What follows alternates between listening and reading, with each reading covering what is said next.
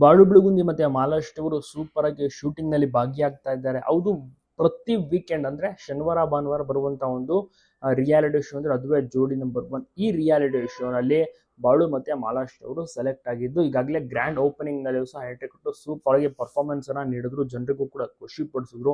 ಇನ್ಮೇಲೆ ಪ್ರತಿ ವಾರ ತಪ್ಪದೆ ನೋಡಿ ಎಂಟ್ರಿ ಕೊಡ್ತಾರೆ.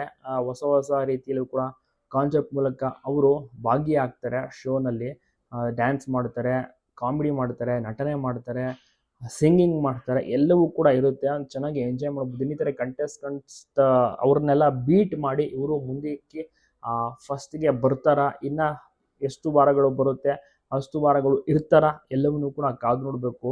ಮಾಲಾಶ್ರೀ ಮತ್ತೆ ಬಾಳು ಉತ್ತರ ಕರ್ನಾಟಕದ ಪ್ರತಿಭೆ, ಉತ್ತರ ಕರ್ನಾಟಕದ ಜೋಡಿ ಬಂದಿದ್ದು ಜನರಿಗೆ ಖುಷಿ ಇದೆ.